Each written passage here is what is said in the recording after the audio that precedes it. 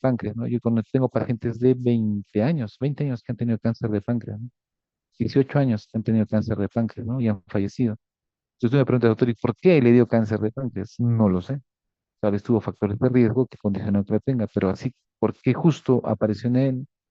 No está muy determinado. Las glomerulopatías primarias tienen ese mismo enfoque, ¿ya? Es un enfoque básicamente, eh, es un enfoque básicamente en el cual nosotros vamos a determinar por qué apareció bajo factores de riesgo, más no van a saber ustedes cómo se originó. Lo que sí es cierto que las glomerulopatías se van a dividir básicamente por grupos etarios, ¿ya? Y por sexo, básicamente. ¿Ya? ¿Y por qué le llamamos primarios? Porque no hay otra enfermedad que los haya hecho que aparezcan. Y los secundarios, desde ahora les voy diciendo que son las mismas glomerulopatías primarias, solamente que originadas por una enfermedad. Por ejemplo, los diabéticos pueden hacer glomerulopatías, sí. Los hipertensos pueden hacer glomerulopatías, sí. Un paciente que tenga lupus, básicamente, una colagenopatía, ¿puede generar una glomerulopatía? Sí. Esas glomerulopatías que se originan secundarias a una enfermedad se llaman glomerulopatías secundarias, ¿ya? Y la base de las glomerulopatías secundarias, al final, viene a ser las glomerulopatías primarias, ¿no? Por ejemplo, de las primas vamos a conocer que básicamente existen las focales segmentarias, la membranosa, membrana proliferativa, de cambios mínimos, ¿no? Y las otras que vamos a ir conociendo, la que es inmunoglobulinas A. Y lo curioso, doctores, es de que las otras enfermedades secundarias también originan focales segmentarias, membranosa, membrana proliferativa, cambios mínimos, ajá, pero ya no toman el nombre de primaria, sino toman el nombre de secundaria. Listo. Para esto, doctores, va a ser importante poder recordar un poco la parte de anatomía.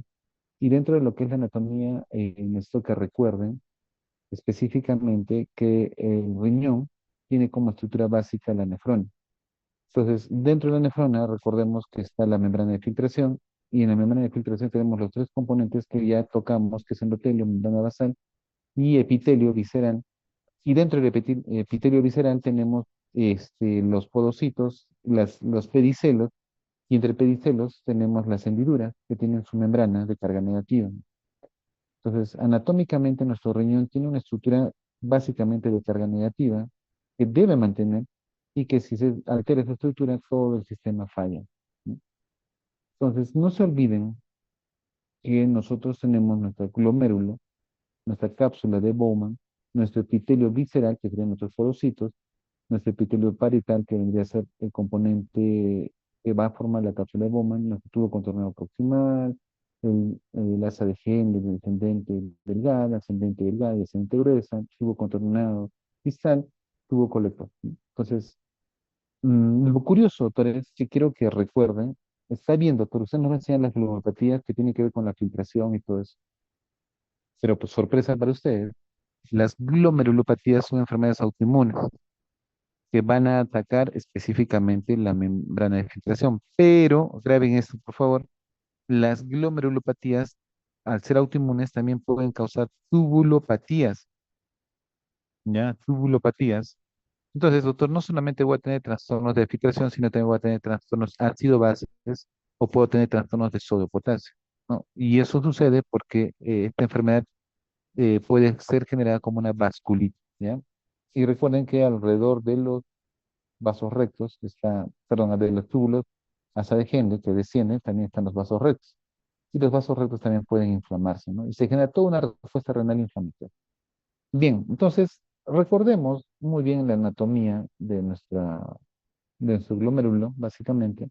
Si ustedes se percatan, hay epitelio básicamente visceral, en este caso los podocitos que cubren, tiene la membrana basal que ustedes ven como una tira, y ahí viene la parte del endotelio.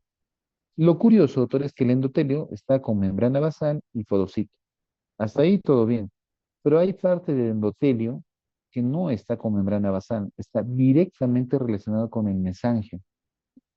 Y es importante, doctores, que recuerden que todo proceso inflamatorio que altere las células mesangiales les va a alterar ¿quién? El endotelio. Repito, todo aquello que te altere las células mesangiales, ¿qué te va a alterar? El endotelio. Doctor, ¿y también puede afectar a la membrana basal y los podocitos? Sí, también. ¿Listo? Entonces, cuando tengan un trastorno que hable del mesangio, doctores, de cabeza les va a dar un síndrome nefrítico, pero también les puede dar un síndrome nefrótico, ¿ya? Básicamente desde el punto de vista histológico, ¿ya? Anatómico, ¿ya? No se olviden eso, por favor, porque vamos a mezclar ciertos términos para que ustedes definan la clínica que va a tener. Entonces, miren, acá está mi capilar glomerular, ¿no? Acá tengo mis pedicelos, mis podocitos, ¿listo? Que es el epitelio visceral, y tengo un epitelio parietal, ¿no? Muy bien, hasta ahí todo bien.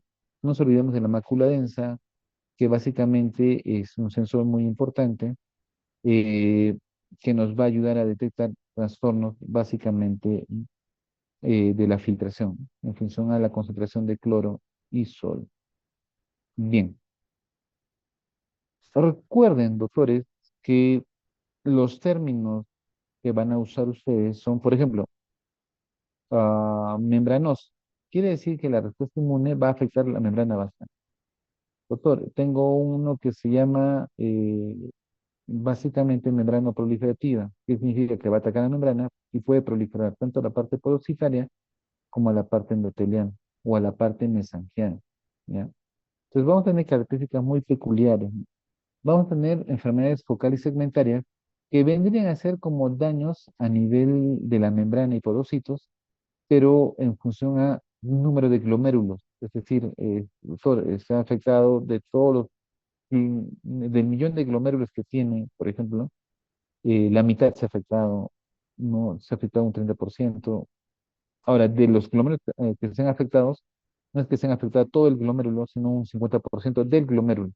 Entonces, una es la cantidad de glomérulos que se afectan y otro es qué porcentaje del glomérulo está también dañado. Entonces, todas esas definiciones nos va a ayudar a entender las glomerulopatías focales segmentarias, ¿ya? Y por cierto, las glomerulopatías de cambios mínimos, netamente vamos a ver cómo se alteran los porocitos.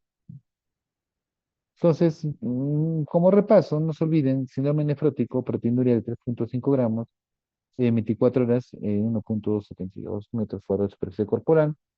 Tengo edemas, listo, puede haber hipoalbuminemia, hiperlipidemia, lipiduria y hipercoagulabilidad. Creo que está claro. Nuestros puntos de partida del síndrome nefrótico es proteinuria, ¿ya? Sin eso no van a poder ustedes diagnosticar. El punto de partida para el síndrome nefrítico es hematuria, doctores, y tiene que haber hipertensión, ¿ya? Repito, para un síndrome nefrítico tiene que haber hematuria y tiene que haber hipertensión. Y esta hematuria tiene que ser básicamente hematíes dismórficos y tiene que haber cilindros hemáticos. De los dos, del síndrome nefrótico y el síndrome nefrítico, el que puede llegar a ser falla renal aguda es el síndrome nefrítico, ¿ya? Entonces, ese es un resumen claro y definido, porque las glomerulopatías, doctores, se van a definir en función si es más nefrótico su comportamiento o es más nefrítico. Repito, otros van a tener la combinación de ambos y otros van a ser solamente puro nefrótico y otros puro nefrítico.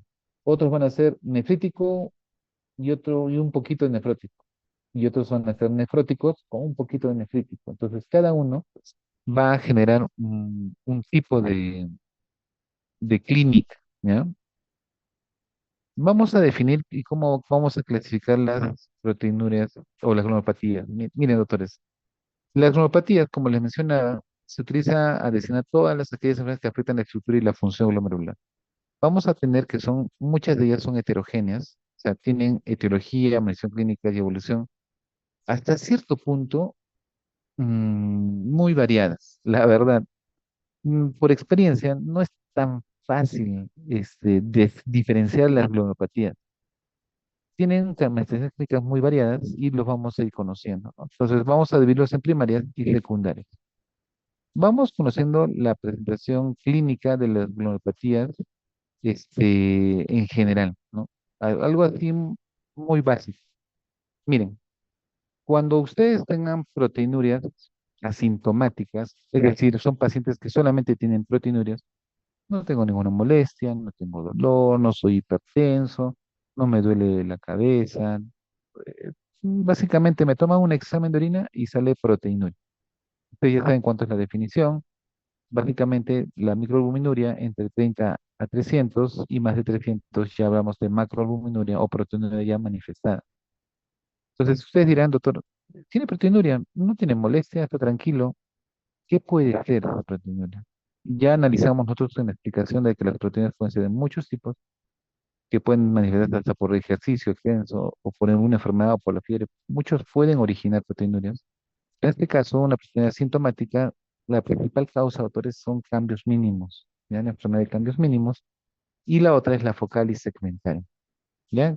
¿Qué presentan ellos? Proteinuриas asintomáticas. Punto. ¿Qué tengo también? Hematurias asintomáticas. Y acá quiero que graben esto.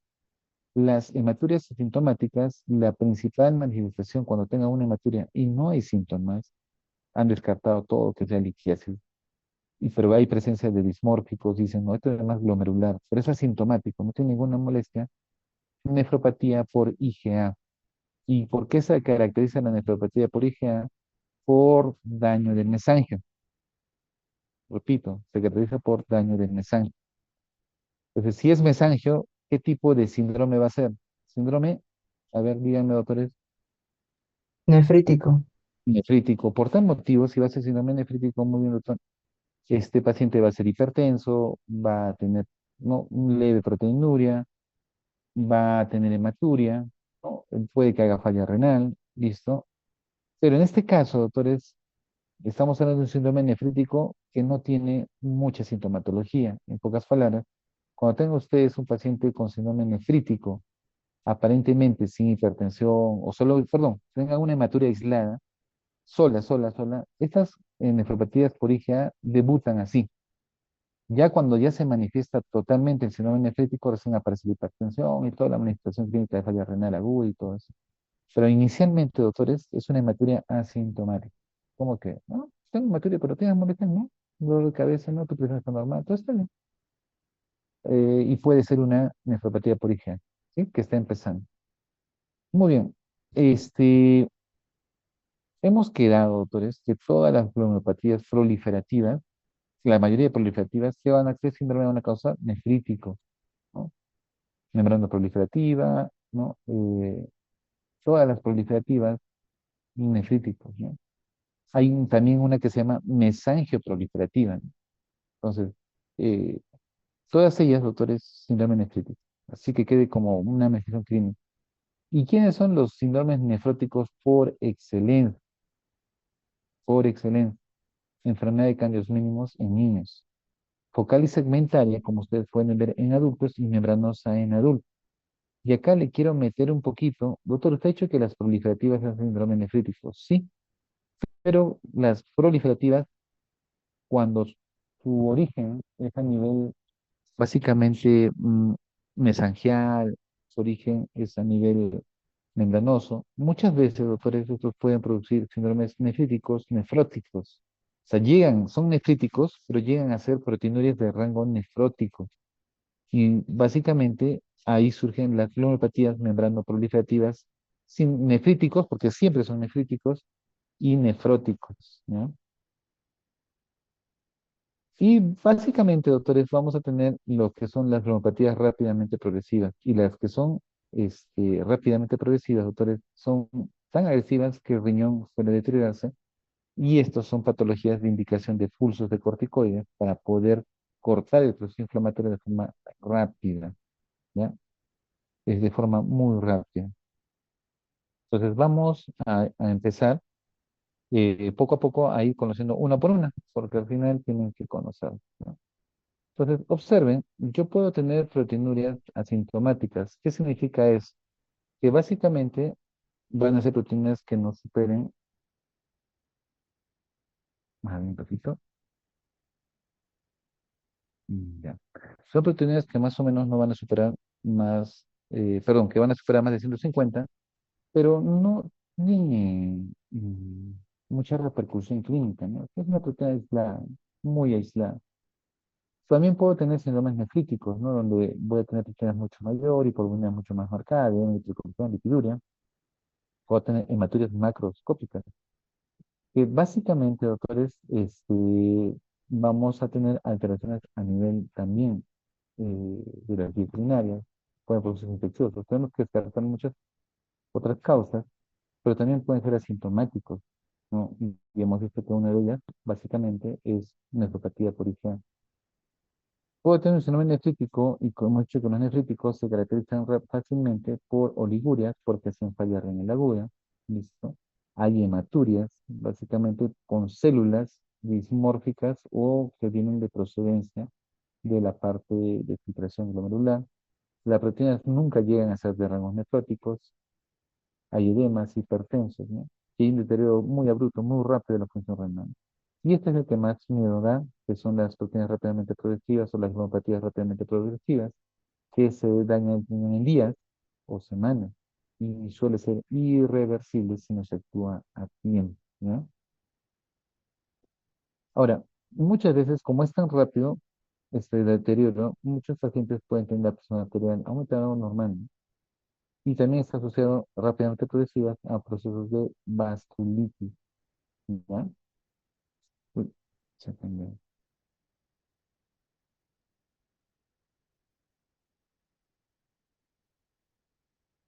Muy bien. Entonces, vamos.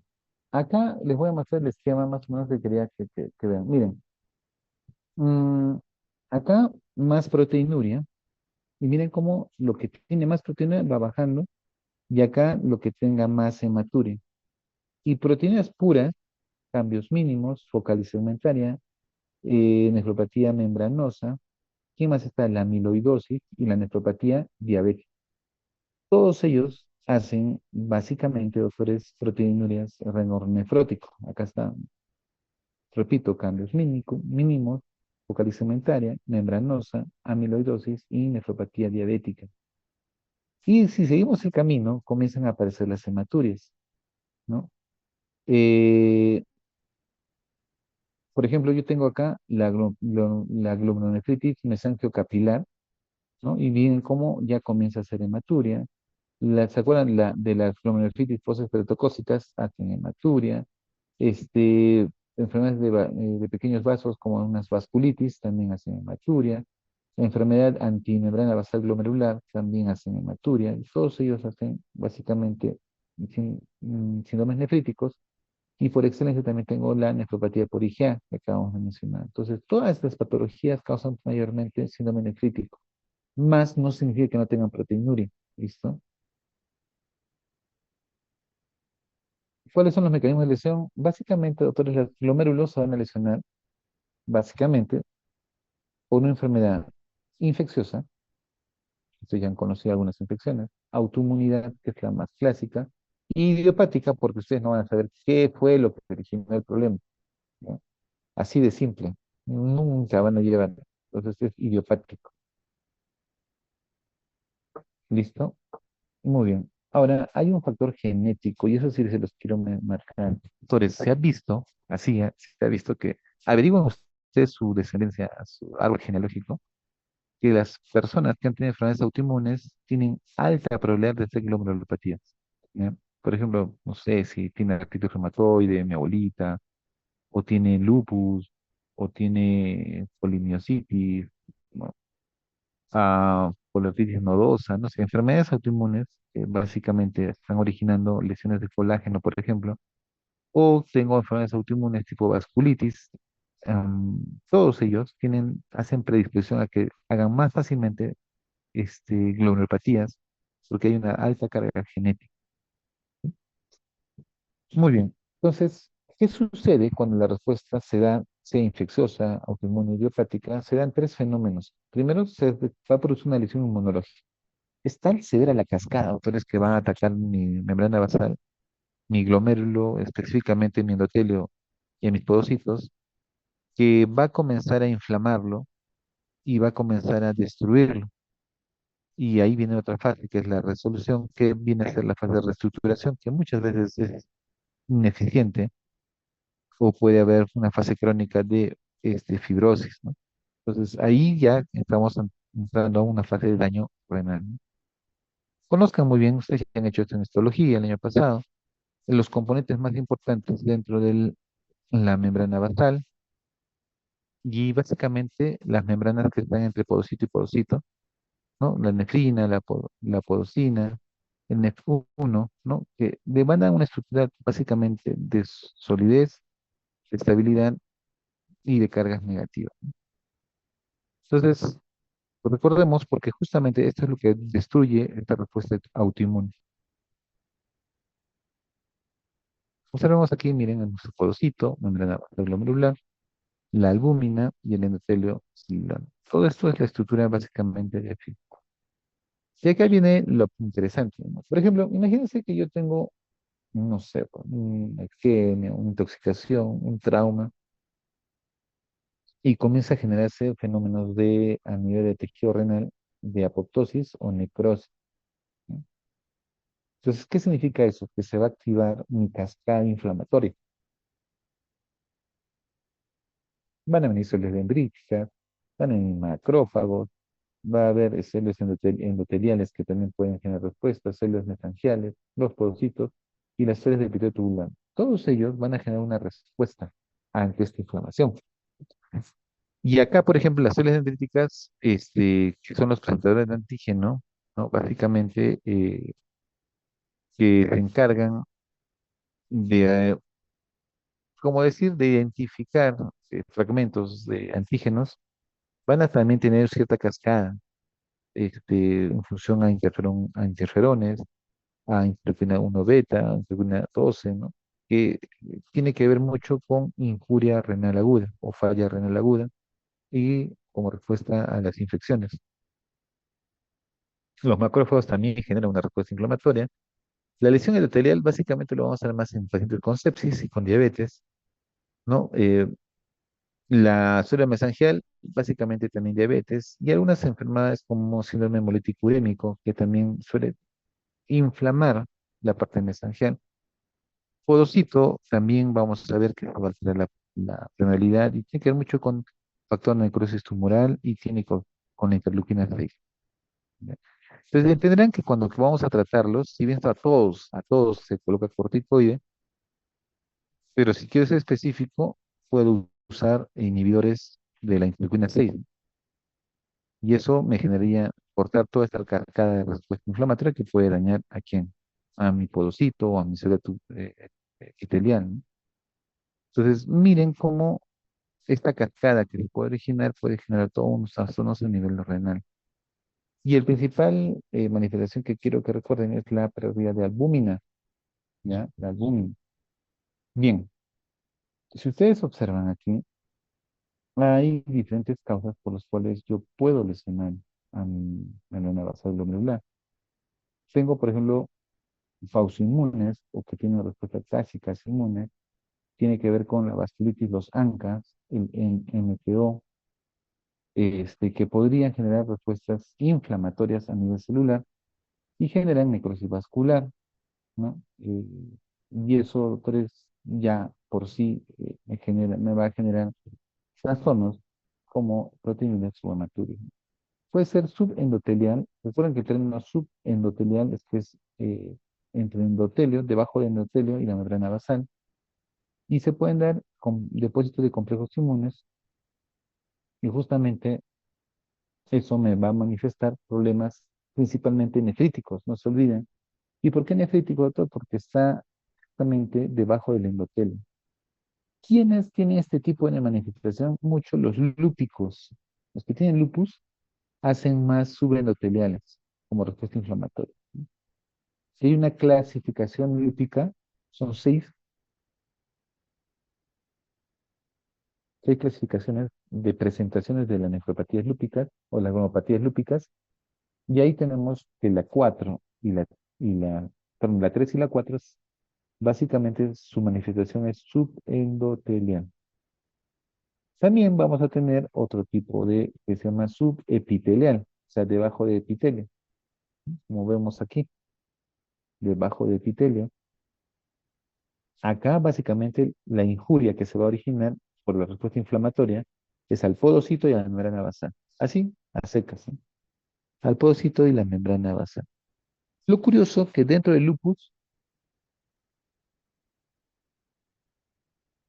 los que van a manifestar este tipo de presentación son igual, las nefropatías lúpicas, pero de la clase 5.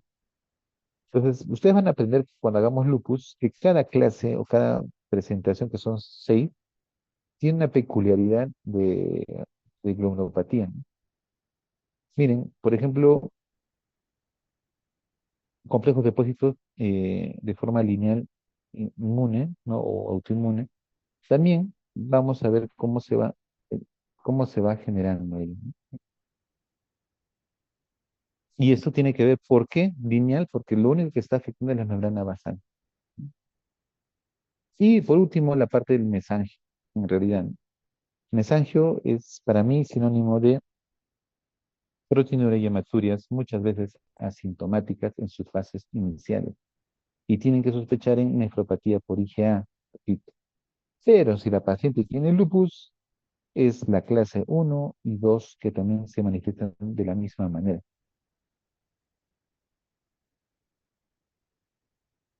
Bien, a ver, esto sí tiene que conocerlo bien, también a la perfección, cuando hablamos de difuso, global, focal, segmentario y esclerosis. A ver, difuso significa, ah, imagínense que yo tengo 1 millón de glomérulos, ¿listo? De todos mis glomérulos, del millón, la, la, no sé, sería 400.000 están afectados y los otros 600.000 no lo están. Eso equivale más o menos al 40%, ¿sí? O sea, el 40% de todos los glomérulos de mi riñón que están en la corteza, solamente el 40% está afectado. Los otros 60 están todavía íntegros. ¿Eso qué es? ¿Difuso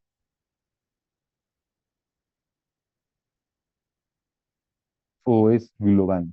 Perdón, o es focal, ¿no? Entonces, nosotros tenemos que definir si es global o segmentario, ¿no? ¿Listo? Repito, si es difuso, quiere decir que se ha afectado más del 50%. Si tengo 1 millón, por lo menos 600.000, 700.000, y eso quiere decir que ya tengo una afectación difusa. Doctor, solamente tengo el 40% de todos los glomérulos que tiene mi riñón, eso se llama focal, focalizado, listo. Doctor, ahora yo no quiero ver básicamente todos los glomérulos, ahora yo quiero abocarme a un glomérulo. Ya está, muy bien. Si la totalidad del glomérulo o más del 50% del glomérulo como glomérulo individual está afectado, se considera global. Doctor, solamente está afectado no la mitad, sino un 30% del glomérulo. Hablando como glomérulo individual, eso se llama segmental. ¿Sí? Y bueno, esclerosis básicamente porque hay fibrina, ya está, ya hay colágeno y está entrando en una fase de fibrosis. A ver, para que nos entendamos, acá, por ejemplo, vamos a ver, normal, mi glomérulo normal, global, porque todo mi glomérulo está afectado, y segmentario, porque de mi glomérulo una parte se está afectando. También puedo tener, ahora, contando todos los glomérulos de mi riñón, esto se llama glomérulo individual, pero si todos los glomérulos, si todos mis glomérulos están afectados, se llama difuso. Bueno, en realidad más del 50%. Igual acá, si del glomérulo más del 50% está afectado, se llama global. Y en este caso, si más del 50% de todos los glomérulos de mi riñón están afectados, se llama difuso. Doctor, menos del 50% están afectados a nivel renal, de todos sus glomérulos, menos del 50% se llama focal. Y solamente individualmente mi glomérulo le puedo llamar segmentario cuando está menos del 50% de todo el glomérulo, ¿ya? No se olviden estos datos que acá están presentados. Bien, vamos a empezar las glomopatías. Ahora sí, esta ha sido la parte introductoria, la parte como de calentamiento. Este, vamos. Nefropatía de cambios mínimos. Entonces, esta nefropatía, un cuadro resumen, así, bien pequeño, para que no nos confundamos. Primero, ¿cuál es la fisiopatología de la presentación de la nefropatía por cambios mínimos? Básicamente, aumento de la permeabilidad por lesión a nivel podocitaria. O sea, el blanco del autoinmune son podocitos, netamente. Antiguamente, en el año 1913, lo conocían como la nefrosis linfoide. A ver, ¿quién me puede decir por qué le decían nefrosis linfoide? ¿Quién te lo ocurre? Vamos a llamar a la Sara.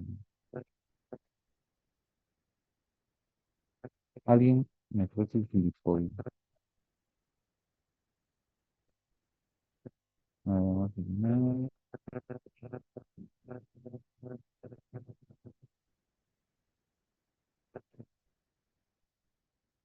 Mm, Milagros de Len.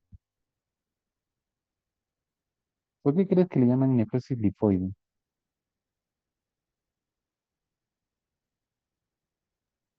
No sabría decirlo. Ya.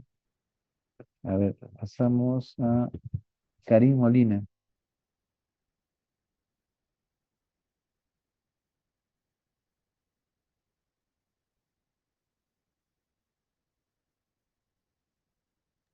Doctor, tal vez podría ser porque como causa un síndrome, como causaba eso un síndrome nefrótico, causaba hiperlipidemia y por eso le pusieron así, ¿puede ser?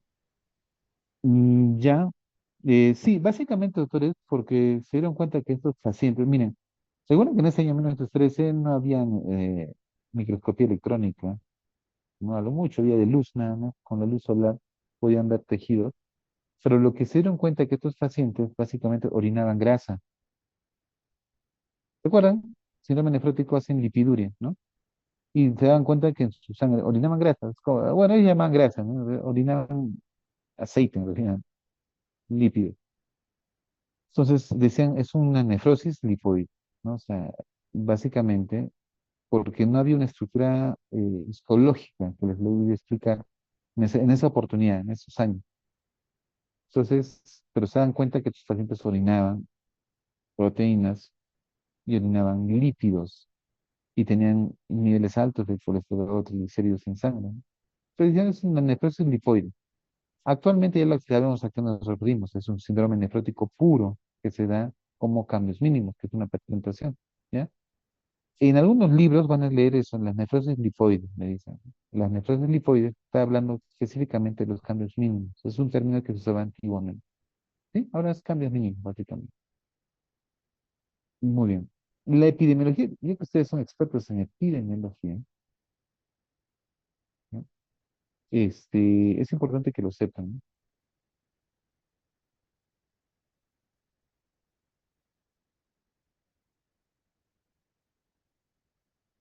Este, síndrome nefrítico se da mayormente en menores de 10 años, entre el 70 y el 90% de toda la población, pero también se da en adultos, por ejemplo, el 10 y el 15%, ¿no? Y lo curioso, si tú me preguntas, doctor, ¿y por qué a esta niña le dio? No lo sé. Le tocó, pues, le tocó y le tocó, ¿no? Entonces, la causa idiopática de los síndromes de cambios mínimos o las neuropatías de cambios mínimos es de 80 al 90%. O sea, un 90% de los niños desarrollan y no sabemos la causa. ¿Listo? ¿Cuál es la clínica? ¿Cómo es que vienen estos pacientes? Es típico, ¿ah? Siempre vienen con edema facial, párpados bastante edematizados, ¿ya? Edema facial, casi diría que vienen con anasarca. Y la anasarca que viene, es bastante marcada. Hacen un poco de cefalea, sienten dificultad respiratoria, no porque tengan neumonía, sino porque están comenzando a hacer congestión pulmonar. O sea, está tal nivel de edema que hacen. Y lo curioso, que algunos niños tienen antecedentes de atopía o alergia, ¿ya? Por ejemplo, yo tuve el caso en el Loaiza de un niñito que vino de Ilade o Juli, no me acuerdo bien, allá de Puno, y lo trajeron, era un gordito, así bien cachetoncito, ¿no? Y edema palpebral, y al final dijeron que la causa probablemente era cambios mínimos. Y lo curioso es que su mamá decía que él sufría muchas alergias desde niño. Entonces, llama la atención, ¿no? Esa posibilidad que pueda tener este paciente, ¿no? Entonces, niños que vienen con edemas tipo anasarca, con orinas espumosas, que tienen dificultad porque están haciendo congestión o son atópicos, podrían desarrollar O sea, es una manifestación clínica que tienen este tipo de pacientes. Si el laboratorio le saben, doctores, que van a pedir para un síndrome nefrótico, ¿no? Proteinuria, pídanse y hematuria, o sea, no impidan, porque acabamos de decir que no son absolutamente, ¿cómo sería el término? Puros a veces. Dicen, no, pero usted está diciendo que son, sí, les digo que si cambios mínimos es puro, nefrótico, pero por ahí hay una pequeña porcentaje que puede mezclarse un poquito, un nefrítico ahí, ¿no? Por eso puede haber hematuria en ese tipo de pacientes, ¿no? Y cuando le pedimos los laboratorios de inmunológicos, vamos a darnos cuenta que su IgG está disminuido, pero su complemento es normal. Y eso se va a ver bastante en los cambios mínimos. Bien, ¿qué hallazgos histopatológicos vamos a tener? Básicamente, en inmunofluorescencia no se va a detectar mucho realmente, ¿no? No hay mucha peculiaridad. En la microscopía de luz, sí vamos a ver que a nivel de los tejidos hay gotas lipídicas, porque hemos dicho que tienen mucho acúmulo de grasa, ¿no? Vamos a ver gotas lipídicas a nivel de células tubulares. Y lo que sí nos va a dar precisión el diagnóstico es la microscopía electrónica, ¿ya? Ahorita vamos a ver una imagen, pero es cómo es que todos los porocitos están fusionados, ya no existen hendiduras, todo es un solo tejido, ¿no? Y ahí viene el problema. Tratamiento, ¿qué le vamos a dar, doctores? Prednisona, 1 miligramo por kilo día, ¿listo? O metilprednisolona, 1 miligramo por kilo día. Dosis máxima, en realidad, para pediátricos no debe superar más de 80 miligramos. ¿Cuánto tiempo le vamos a dar tratamiento? De 4 a 16 semanas. Es decir, 4 meses va a estar recibiendo casi este paciente un tratamiento ¿con qué? Con corticoides. A ver, miren lo que les voy a decir. De estos pacientes que vienen por cambios mínimos, que en su 90% casi todos son niños, y que básicamente es una causa que remite muy rápidamente, que mejora rápidamente con tratamiento con corticoides, y muchos de ellos curan y nunca más se vuelven a manifestar. Pregunta, ¿le harían biopsia o no a estos niños? ¿Qué dicen, chicos? ¿Valdría la pena hacerles biopsia? Y saben, sabemos que con corticoides el 80-85% curan. Yo creo que no, ¿no? Primero haría la terapéutica y ver, mejoró, curó, chévere. Si no curase, recién ahí, si no mejorase, recién ahí, doctores, yo voy a hacer una biopsia renal, si no hay respuesta al tratamiento. Más o menos de 4 a 6 semanas, yo observo, ¿no? Mira, empiezo, 4 semanas, hasta 16 semanas no voy a esperar. Más o menos entre la cuarta y sexta semana se sobreentiende, doctores, que este paciente ya debería haber mejorado. Doctor, no mejora, ya voy 6 semanas. Si no mejora, entonces, ¿para qué voy a continuar hasta las 16 semanas? No tendría sentido. Si no mejora, tengo que replantear qué está pasando, tomaré una biopsia renal y en función a eso tomaré más decisiones para terapéuticas, ¿no? Pronóstico, doctores, todos los niños con síndromes nefróticos sobreviven y llegan hasta perdón, son más o menos llegan a la adultez entre un 85 y 90%. Todos remiten y mejoran. Entonces, si todos remiten, ¿para qué lo voy a exponer? Y si es la enfermedad más común en los niños, ¿para qué le voy a exponer al pobre niño tomando una biopsia de su riñón? Solamente en casos específicos vamos a hacer eso. Bien. Tratamiento. ¿Cuál es el objetivo? Prevención de recaída. Doctores, acá tiene que ser muy importante con sus pacientes. Una vez que inician tratamiento con corticoides, no debe suspenderse hasta que completen todo su esquema.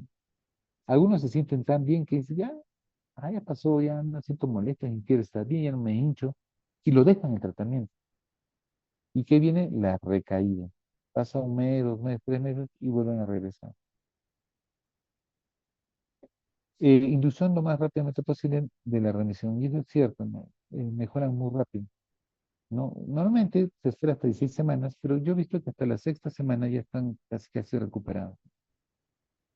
Y evitar en lo posible la iatrogenia medicamentosa. Tengan mucho cuidado de generar iatrogenia medicamentosa. Ven, microscopía de, perdón, microscopía de inmunofluorescencia, cómo se está afectando a nivel podocitario. Vean, miren, a esto es lo que me refería. Miren, acá tengo mis podocitos, mis pedicelos, mis hendiduras con sus membranitas, y básicamente están bonitos, ¿no? Están bien estructurados, tienen forma, estructura, tamaño. Miren acá abajo, en la estructura de abajo, miren mis podocitos, están totalmente o fusionados o destruidos, pero no tengo una estructura podocitaria adecuada, por tanto, este paciente está haciendo probablemente síndrome nefrótico de cambios mínimos, ¿ya? Primario. ¿Sí? Muy bien. Doctor, ¿qué otra glomopatía primaria existen? Hay lo que se llama las glomopatías o las glomerulonefritis antimembrana basal glomerular. O sea, netamente es un anticuerpo que va a destruir la membrana basal. Muy bien, entonces vamos a empezar con la glomerulitis antimembrana basal glomerular. A ver, definición. Básicamente, doctor, es una enfermedad autoinmune, órgano específica, en la cual los anticuerpos antimembrana basal glomerular causan una glomerulitis rápidamente progresiva. Una falla renal muy rápida y, oh sorpresa, estas enfermedades, repito, estas glomerulopatías rápidamente van a progresar a daño renal. Y lo curioso, como son anticuerpos que dice antimembrana basal glomerular, o sea, está atacando a la membrana basal. Específicamente no le interesa lo demás, solo la membrana basal. Y por anatomía, por histología, ustedes saben que la membrana basal del pulmón, que viene a ser ¿cómo les diría? La, la barrera de difusión, básicamente de oxígeno, CO2, ¿no? Y parte de oxígeno, esa membrana basal es similar a la membrana basal renal, estructuralmente. Entonces, cuando se crean anticuerpos antimembrana basal glomerular, no solamente va a afectar al riñón, también va a afectar la membrana basal de quién? Del pulmón. Es por eso que estos pacientes pueden hacer hemorragias pulmonares, sangrados, hemoptisis, y aparte tienen daño renal. ¿Cómo se llama esta enfermedad? Síndrome de Goodpasture, ¿no? Entonces, la enfermedad de Goodpasture es una vasculitis, básicamente, que despierta una respuesta inmune, autoinmune, a la membrana basal glomerular. Y como este pertenece tanto al riñón, va a causar una rápidamente progresiva, o básicamente este, va a hacer lesión a nivel pulmonar, va a causar una hemorragia pulmonar. Entonces, entiendan esto, ¿no? Por eso es importante, si tiene un paciente que tiene daño renal y daño pulmonar, probablemente es un síndrome de Goodpass. Fisiopatología, básicamente los anticuerpos se unen a la membrana basal glomerular y por quimiotaxis y activación de neutrófilos hacen daño. O sea, cascada inflamatoria, punto, ¿no? Viene mi anticuerpo, se pega y empieza la cascada inflamatoria. Epidemiología, más o menos se ha visto que estos neuropatías antimembrana basal glomerular de,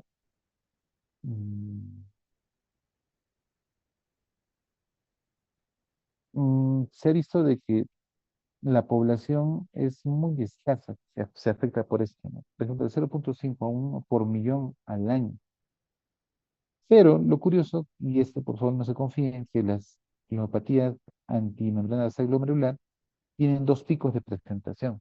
El primer pico entre los 20 y 30 años, donde es más manifiesto en varones, bueno, ahí sí, los varones somos los que más sufrimos esta enfermedad. Y el segundo pico lo vamos a ver entre los 70 y 70, más o menos, años. Pero acá, en este segundo pico, se invierten. Las mujeres tienen mayor, diría, daño a nivel de ese grupo etario, ¿no? Y suelen hacer muchas veces falla renal. Clínica, ¿qué tiene el paciente? Disuria, hematuria, edema, uremia. Muchas veces puede ser hipertensión pulmonar también. tengan presente eso, ¿no? Y generan hemoptisis, tos seca, disnea, ortotáxica y crepitación.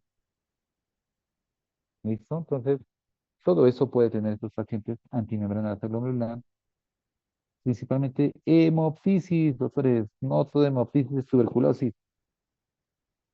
Tiene hemoptisis, tienen BK, hagan su examen, si me lo hagan buena entrevista, vean que su epidemiología coincide o no coincide en el grupo etario. Todo eso tienen que analizar al momento de llegar a un diagnóstico. ¿Qué laboratorio va a pedir? Clásico, anticuerpos, antimembrana basal glomerular, y si en caso saliese eh, positivo, bueno, significa que ya estamos ante esa patología. La creatinina suele ser normal, inmediata 37%. Te piden los ANCAS como parte diagnóstica.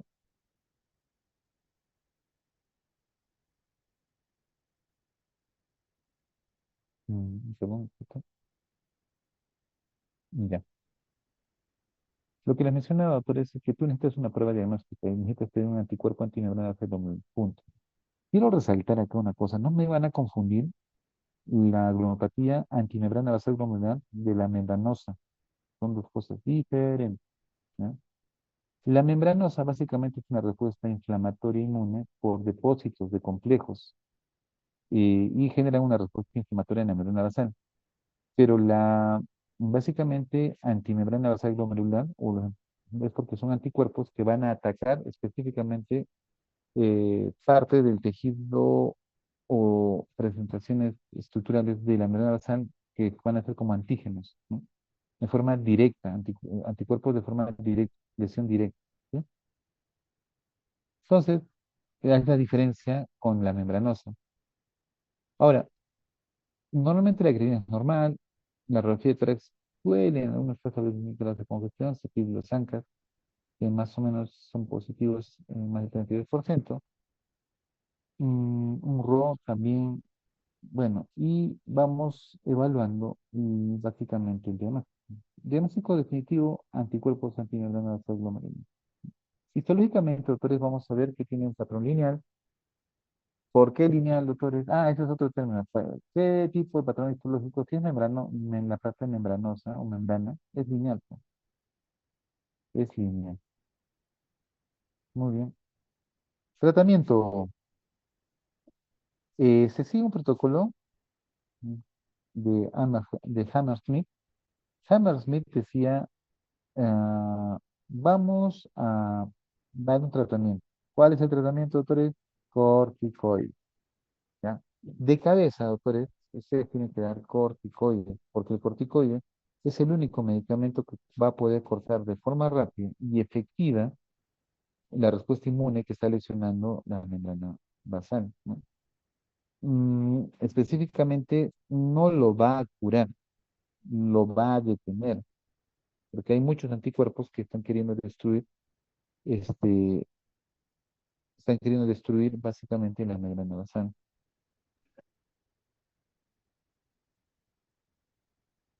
Bien, ahora, doctores, yo puedo usar mucho corticoide, bastante corticoide diría yo, pero el corticoide, doctores, a la larga ustedes saben que genera mucho daño, ¿sí? Creo que eso ya lo hemos aclarado bastante. Los corticoides generan mucho, mucho daño. Entonces, la idea no es que este paciente va a tomar corticoides de por vida, ¿no? Ya sería, ¿qué les digo? Pushinoide, pero así, bien marcado. Lo que tratamos de hacer es usar ciclosporina, ¿no? Con el propósito de potenciar el efecto de los corticoides con menos dosis, ¿ya? Ese es el propósito de combinar ambos, ¿no?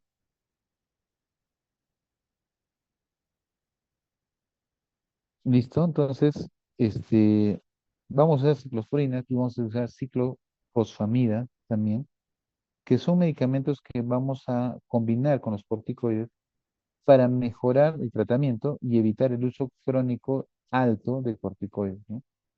Doctor, y si es que son anticuerpos lo que está destruyendo la enfermedad basal, sepa que se le haga una plasmaféresis. Sí, en realidad es válido. Porque la plasmaféresis, como su nombre lo dice, es limpiar el plasma de ciertos anticuerpos y u otras sustancias. Entonces tú programas a la máquina y comienzas a sacar el plasma y le va quitando los anticuerpos que van lesionando, en este caso, a la membrana basal. ¿Ya? Y por último, ¿cuál es el pronóstico? Tristemente, doctores, lo triste miren, mientras cambios mínimos, qué chévere, ¿no? Curan 80-90%. Esta anticuerpos antimembrana basal glomerular o que hacen síndrome de Good-Pasture son fulminantes y progresan tan rápido que el riñón se termina lesionando, ¿ya? Esto tiene una alta mortalidad. Ojalá nunca les toque ver este tipo de pacientes, porque realmente el deterioro es muy acelerado. Muy bien, entonces, ¿qué voy a usar, doctores, para como tratamiento corticoides? Porque en realidad, doctores, todo es corticoides, ¿por qué los voy a engañar? No, todo es corticoides. Entonces, igual, prednisona, 1 mg/kg. Eh, Todos los días va a tener que tomar más o menos por 6 meses, ¿no? Ahora, doctores, ¿puedo darle metilprednisolona? Sí. Y acá viene un punto. Hemos dicho que la dosis de prednisona es 1 mg/kg día. Acá está, ¿no? Miren, acá está 1 mg/kg día. ¿Cuánto es la dosis de la metilprednisolona? Si se acuerdan. ¿Cuánto les he dicho?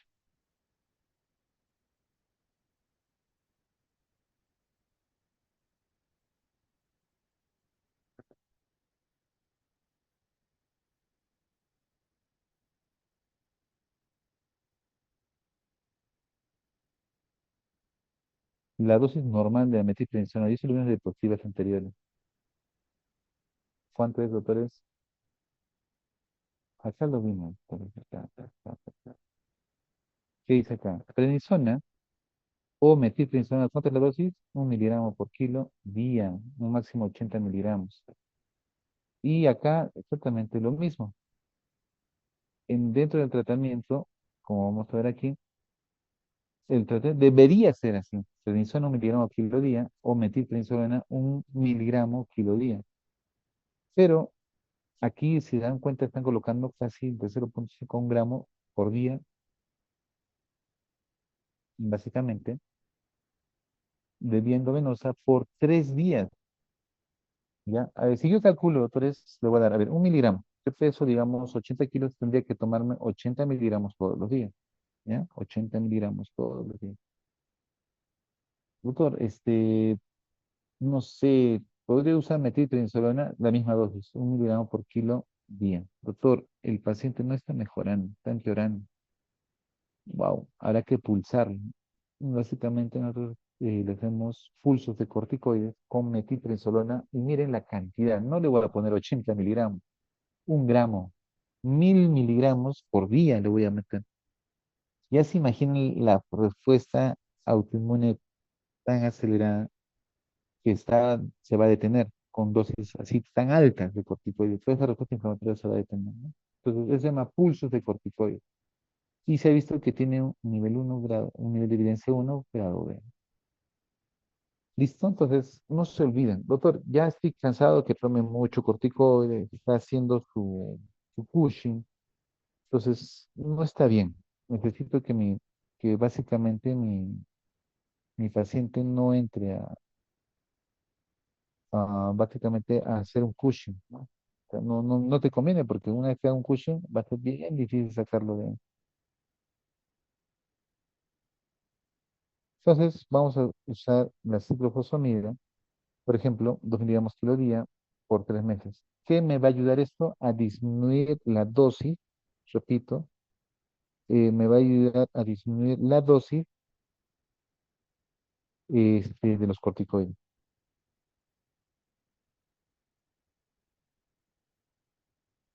¿Listo? Y la plasmaféresis, como ya mencionamos, es otro método que nos va a ayudar también a limpiar. Miren, un antimembrana va a ser lo mismo.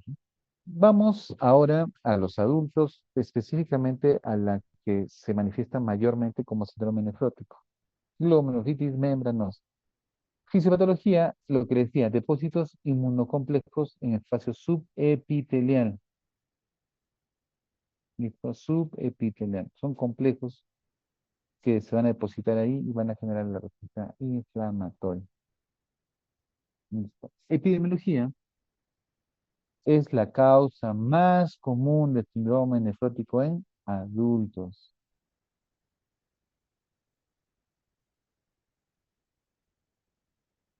¿Listo? En adultos. Eh, ¿Se acuerdan que les mencionaba que había habido casos de pacientes que no saben ni por qué? Por ejemplo, yo tenía ya dos casos de cáncer de colon, ¿listo? Pero no sabíamos que tenían cáncer de colon, sino cuando se le hizo la biopsia renal salió que tendrían glomerulopatía membranosa. Y nos preguntan, ¿pero por qué hizo membranosa? ¿Será primario o será secundario? Y si comenzó a hacer los estudios, oh sorpresa, tenía cáncer de colon. Entonces, y se ha repetido bastante comúnmente, y han creado una asociación, ¿no? Este, glomerulopatía membranosa asociado a malignidad. Uno de ellos es cáncer de colon, ¿ya? Cáncer de colon. Bueno, la clínica ya, ¿para qué les voy a mencionar? Síndrome nefrótico, no puede ser proteinurias muy marcadas, o puede ser sintomático, o puede ser trombosis.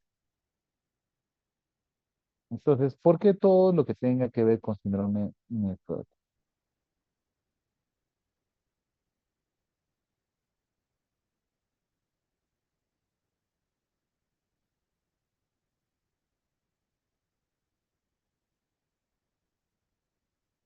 Bien, sigamos. Una vez que ustedes ya han definido que está con la clínica, vamos al laboratorio, pues como síndrome nefrótico, pidan proteinuria de 24 horas o pidan la proteinuria de la relación albúmina-creatinina, proteína-creatinina, ¿no? Pidan un examen de orina para ver si hay hematuria y el tipo de hematuria que está presentando, porque, repito, es raro que encuentren una hematuria muy macroscópica o que haga un síndrome nefrítico, ¿no? Pero puede haber un grado de hematuria. La función renal es normal, su complemento es normal, ¿no? Entonces, ¿qué significa esto, doctores? Que es una enfermedad aparentemente no tan agresiva, aparentemente. Ahorita vamos a ver. Histológicamente puede haber un engrosamiento difuso de todo el capilar, depósitos complejos inmunes subepiteliales que van a dañar la membrana basal. ¿Listo? Tratamiento o sorpresa, corticoides. Ahora también puede haber antígenos anticoagulantes como el clorambucilo o la ciclofosfamida, ¿no? O la ciclosporina. ¿Por qué? Porque ellos acompañan, porque ellos básicamente, los corticoides básicamente necesitan ser acompañados por, yo le diría así, ¿no? Como que necesito usar menos corticoide con la misma eficacia, se asocian con clorambucilo o ciclofosfamina. También se puede usar la ciclosporina, son reguladores de esta respuesta inflamatoria.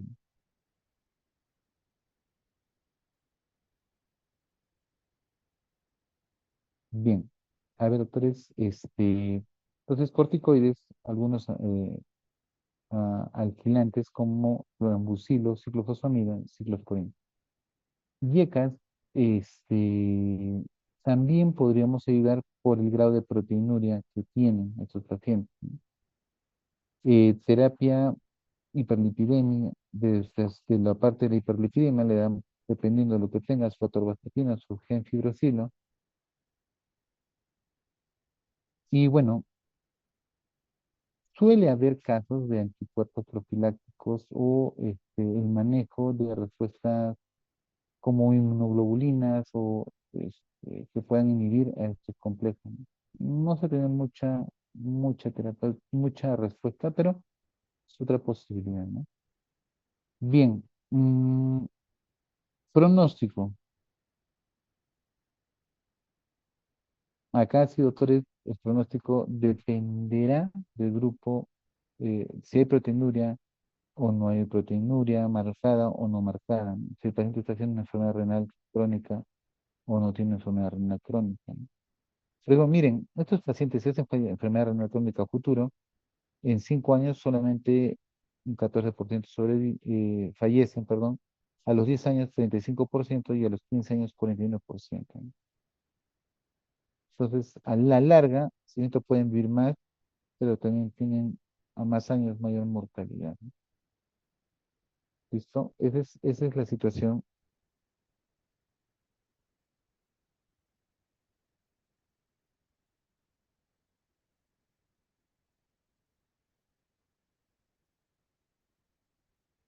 Ya, esa es la situación básicamente, doctores, que quería que entiendan. O sea, la mortalidad no es mucha. 14% con que tengan vida hasta 5 años, bien, ¿no? Ya acá hay un problema. Hasta los 10 años, de todos los 100 que están enfermados, solo 35 y hasta los 15 años, 41, ¿no? Bueno, no es tan agresivo como la anterior, pero por lo menos tiene una sobrevida, por lo menos la mitad llega hasta los 15 años, ¿no? Entonces, es importante, doctores, tener esto presente. Y acá vean cómo la presencia de complejos pueden generar esta respuesta a nivel subepitelial, ¿no? Bueno, ustedes conocen la cascada del complemento y ustedes pueden ver que básicamente tengo la guía clásica y la guía alternativa. Y ustedes van a darse cuenta que siempre medimos complemento en estos pacientes. Algunas clonopatías consumen complemento y otras no, ¿ya? Y normalmente los síndromes nefríticos suelen normalmente consumir complemento y los síndromes nefróticos no, ¿ya? Entonces, tratamiento, básicamente, si hay un síndrome nefrótico más un mínimo, uno de los siguientes, proteína más de 4 gramos, permanece más del 50% del valor basal, sin descenso producido durante el tratamiento, en este caso de la antiproteínico, por unos 6 meses, doctores, hay que iniciar terapia inmunosupresora bien marcada, no está remitiendo, ¿no?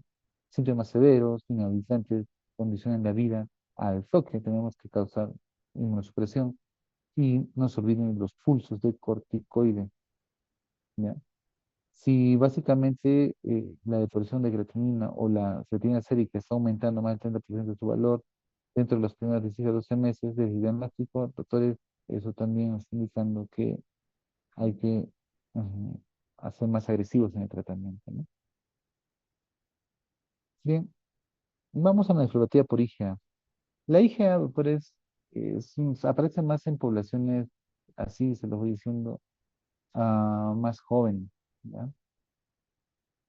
Se da por depósito de complejos inmunes circulantes y activación de la cascada de complemento.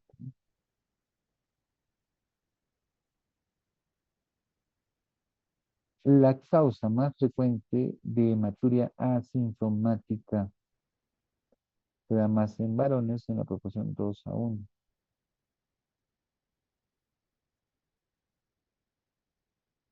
Clínica, hematuria macroscópica, ¿ya? Este, pueda también que ustedes vean hematurias microscópicas más o menos en un 40%. Hacen un síndrome nefrítico del 10% y inicialmente no es nefrítico. Recuerden que les dije, pueden hacer hematurias asintomáticas, pero conforme pasa el tiempo de la enfermedad, aparecen síndromes nefríticos y pueden hacer falla renal, pueden hacer hipertensión arterial, pueden hacer oliguria por el mismo daño renal, pueden tener fatiga, pueden tener hipertensión. Y como es uno de los casos que vamos a ver que realmente se fiebre, no porque estén sépticos, sino por la misma respuesta de cascada inflamatoria que tienen. Y exceso de interleuquinas 1, que también son los responsables de la temperatura, ¿no? Laboratorios, cianobacteria, si hay eritrocitos dismórficos, pidan su IgA, ¿ya? Y otra vez complementos, ¿no? Complementos 3, complementos 4, que normalmente suelen ser normales. Hallazgo patológico, te ponen glomerulares o globulares de IgA, ¿ya? De IgA. ¿Dónde lo van a ver? Hemos dicho mesangio, mesangio. Y vamos a ver el tratamiento. Igual, YECAS, ¿por qué YECAS, doctor? Por la proteinuria, glucorticoides.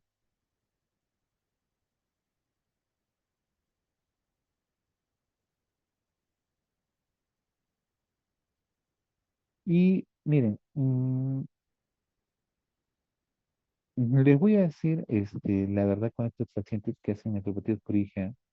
Si bien es cierto, son hematurías sintomáticas, cuando ya progresan a síndrome nefrítico, doctor, su pronóstico no es bueno, la verdad. Muchas veces ellos hacen falla renal, ¿no? Con tasas de filtración muy bajas. Este, Se ha visto que una vez que estos pacientes ya tienen daño renal marcado, ya con corticoides o sin corticoides ya no responden bien. Entonces es pobre el pronóstico.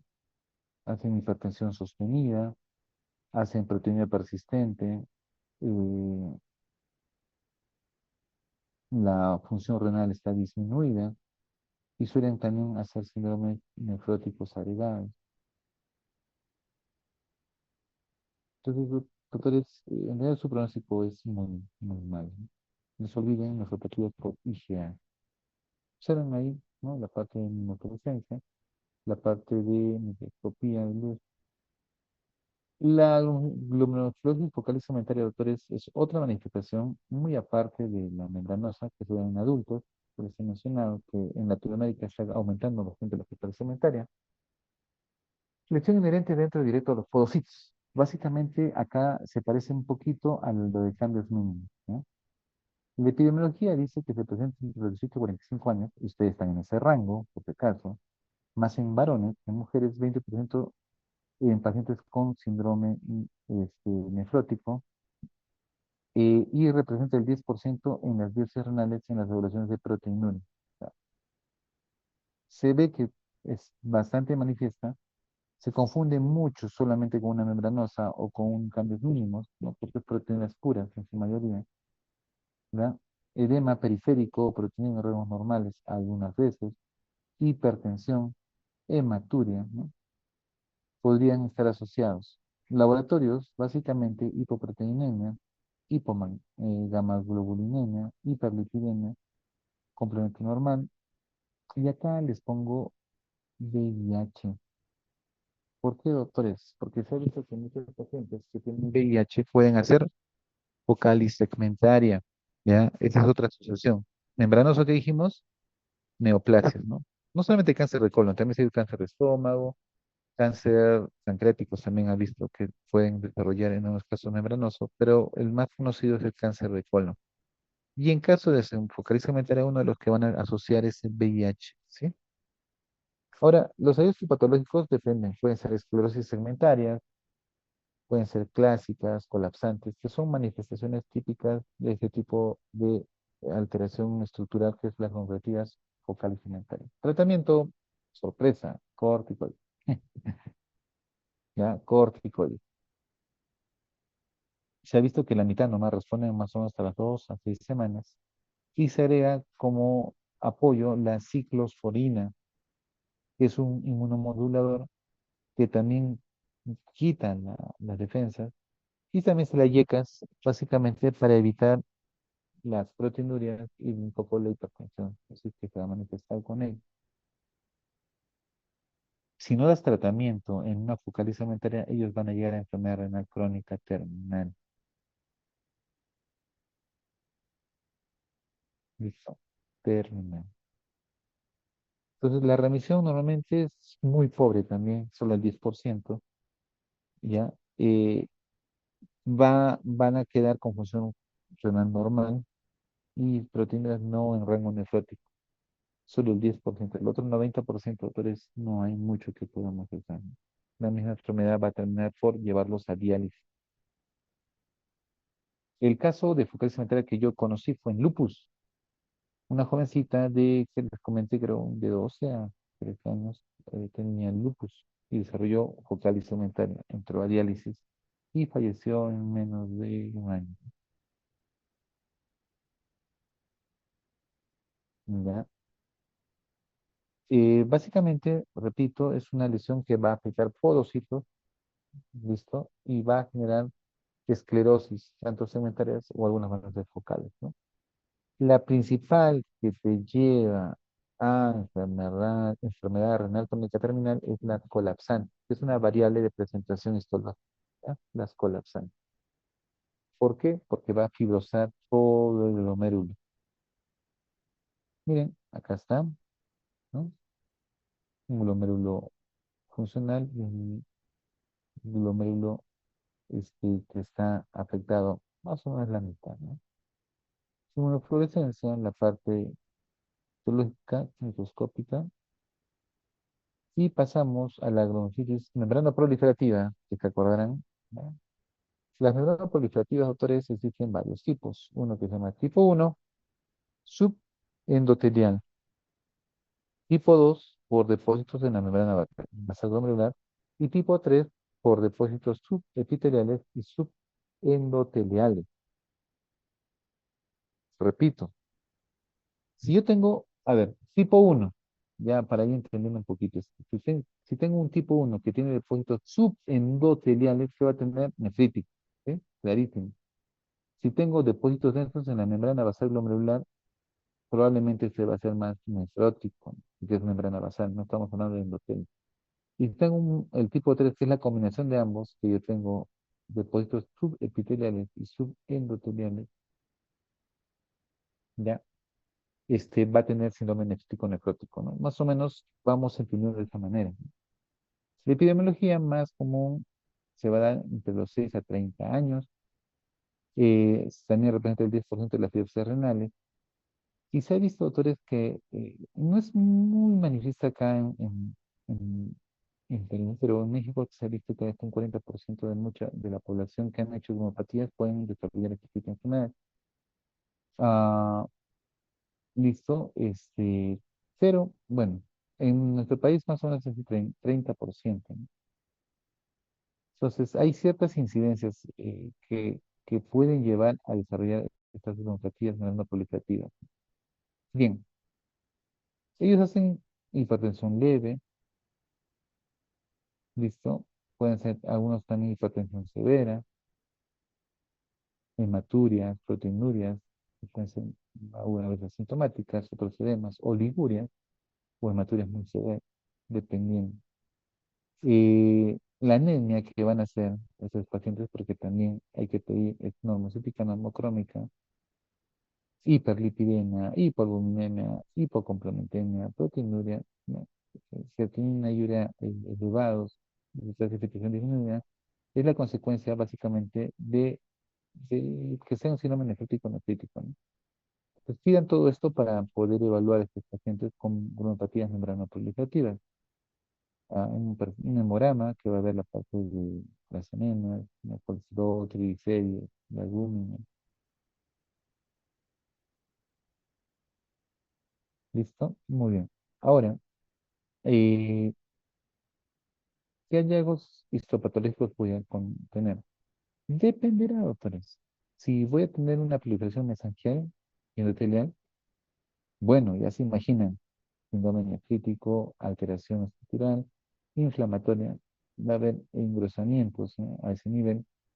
También puede haber un engrosamiento de la pared capilar, los depósitos inmunes subendoteliales y los depósitos densos intramembranosos. Entonces, todo ello puede generar alteraciones histológicas muy marcadas, ¿no? Tratamiento, bueno, lo mismo, ¿no? Para proteinuria, eh, básicamente más de 3 gramos, hay que darles un tratamiento específico. Pueden leer un YECA, un ARA2, este, prednisona, ¿no? Como parte terapéutico, pero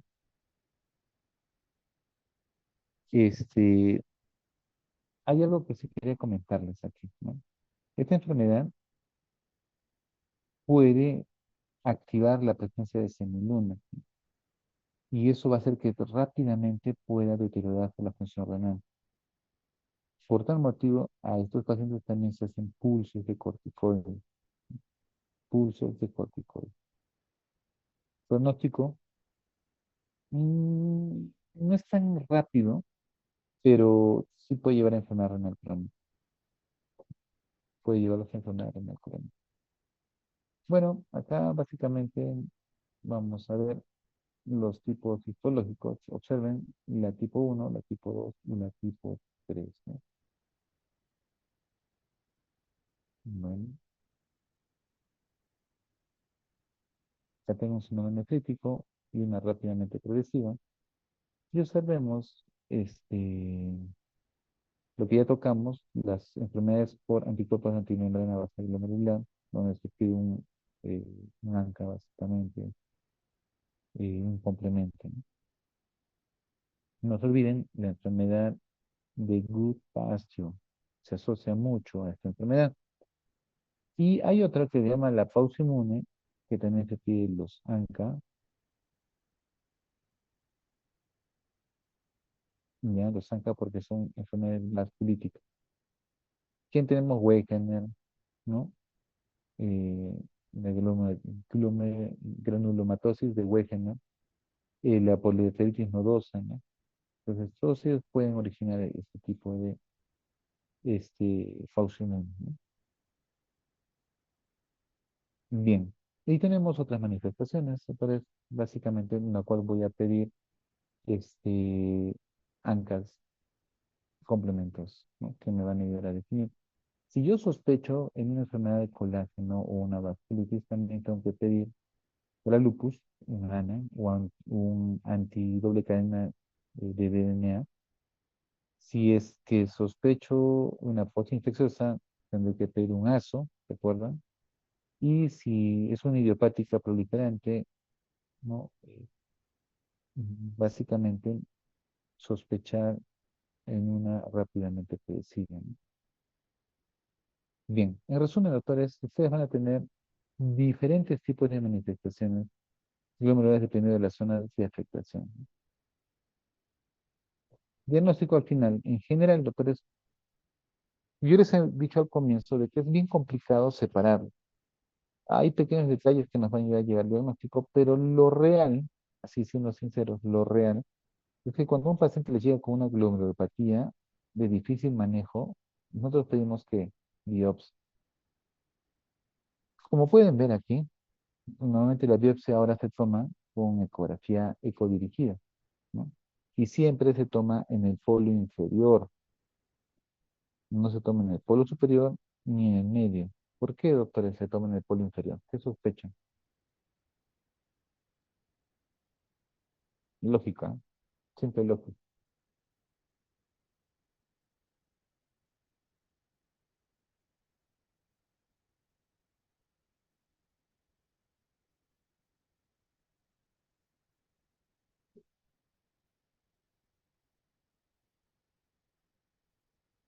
¿Por qué se toma la biopsia en el polo inferior, no en el medio ni en el superior?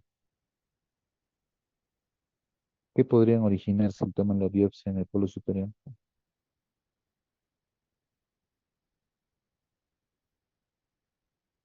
Lo que pueden originar, doctores, es en el polo superior que dañen el hígado, en el polo medio que agarren una arteria. Si agarran una arteria, tienen que llamar al toque al urólogo para que entre y suture la lesión. O sea, todo el paciente en vez de ser biopsiado, ¿no? Va a ser intervenido. ¿Y por qué en el polo inferior? Porque no hay una estructura muy marcada que pueda alterar, ¿no? Entonces el polo inferior es más idóneo para las biopsias. Entonces, yo voy a tomar una biopsia, básicamente, renal, porque necesito definir cómo creen que voy a llegar doctor, es una inmunoglobulina FA, es una focal lisamentaria, membranosa, una proliferativa, membrana basal glomerular. No lo van a poder definir si no tienen biopsia. O sea, por tal motivo, la biopsia es una indicación muy importante, ¿no? Cuando tengo una falla renal vertical, un síndrome nefrítico agudo muy severo, un síndrome nefrótico, proteína no nefrótica aislada, hematoria glomerular aislada, o enfermedad de tejido conectivo, ¿no?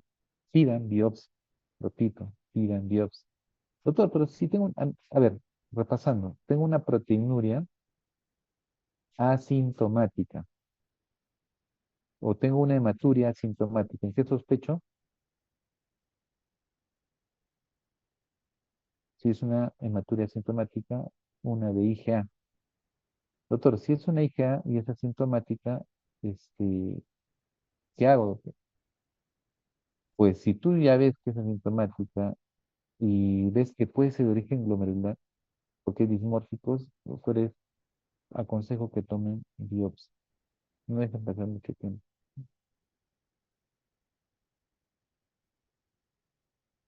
¿Ya? Entonces tomen su biopsia. La histopatología siempre usamos lo siguiente, doctores. Pedimos inmunofluorescencia, pidan, dicen muy bien, cuando manden la orden, bueno, eso lo hace el nefrólogo, pero les digo, ¿no? Porque el paciente va a llegar con esos resultados con ustedes. Ahora, acá está lo que me manda el nefrólogo. Siempre pedimos tres cosas. Un análisis de inmunofluorescencia para ver el patrón, si es lineal, que vendría a ser básicamente una base glomerular, ¿no? O de repente es a nivel podocitario o es a nivel endotelial. Hay que definir dónde está la respuesta inflamatoria. La microscopía de luz es la más clásica con sus aumentos, pero la que más me interesa es la microscopía electrónica porque te da mucho más detalles, ¿sí? Y bueno, acá tenemos básicamente cómo es la manifestación inmunológica de cada una de las glomerulopatías. Tratamiento, doctores, acá viene una cosa bien curiosa. Ustedes van a una terapéutica en base a corticoides. Eso creo que está clarísimo. ¿Ya?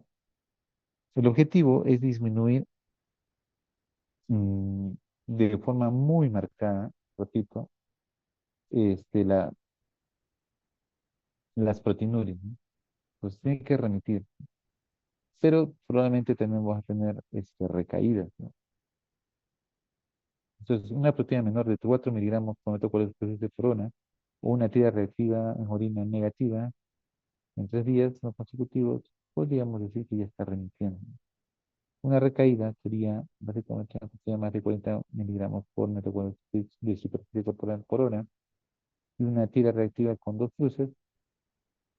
Bueno, ya hay que pensar en probable este, proteinura que no está remitiendo en función, o ha remitido y ha vuelto a aparecer. O sea, hay una recaída. Corticoides,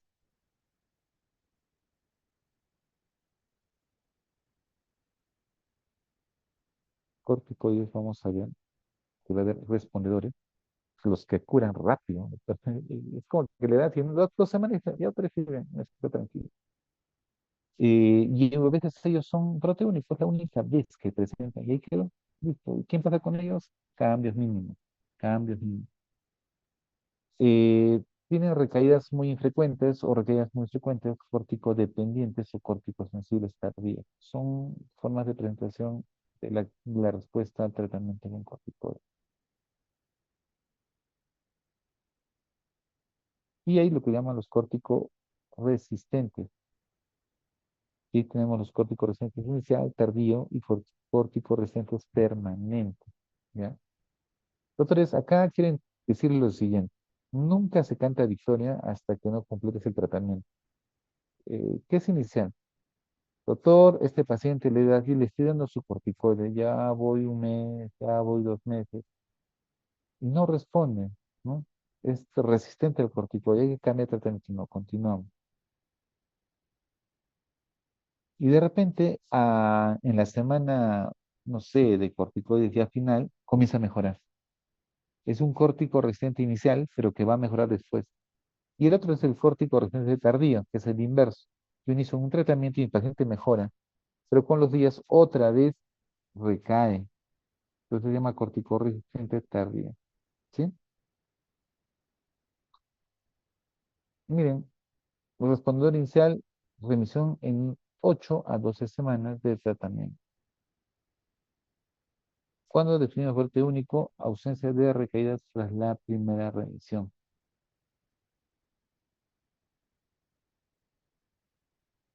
Recaídas infrecuentes, recaídas aisladas tras la primera remisión.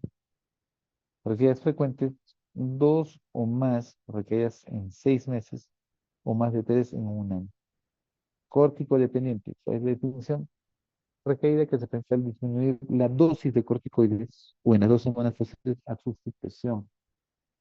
Y existe lo que se llama córtico sensible tardío, no respondedor inicial, pero que después sí va a responder, ¿no? O sea, personas que son impacientes y como que, doctor, no mejora, pero siguen, no es como el tratamiento, pero no está mejorando, pero no tampoco está empeorando, sigue dando, de tanto, al final tardíamente hay respuesta, ¿no?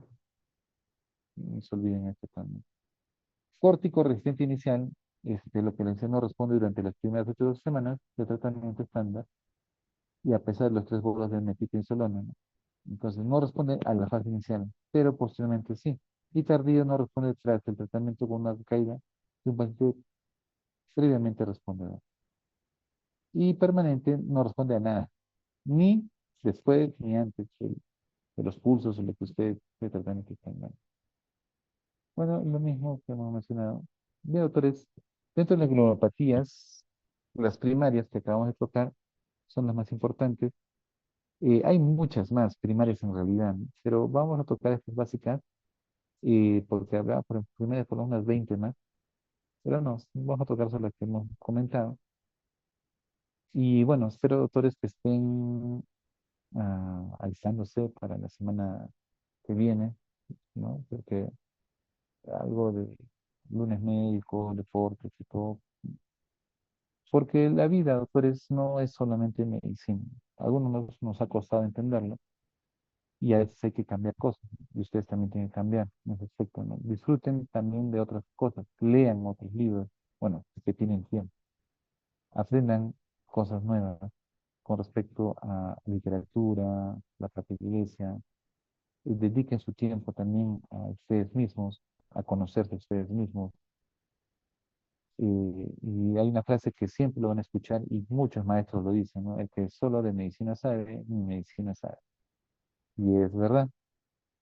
¿Por qué sucede eso? Porque la medicina está ligada con el ser humano. Y no es solamente saber leer, sino también saber tratar, saber conversar con los pacientes. Bien, doctores, si hay alguna duda, si no alguna pregunta, damos por concluido nuestra clase, ya que tienen hematología, creo, me parece. Bien, doctores, entonces terminamos lo que es glomerulopatías primarias. ¿Listo? Y nos vemos el día del examen. Tranquilos, con calma, respiren. Ya no va a estar difícil, pero tampoco va a estar muy fácil. Ya, un término intermedio como para su nivel de ustedes, chicos. Ya, muy bien, terminamos, doctores. Muchas gracias por su tiempo y nos estamos viendo en el Gracias, examen. doctor. Cuídense, chicos.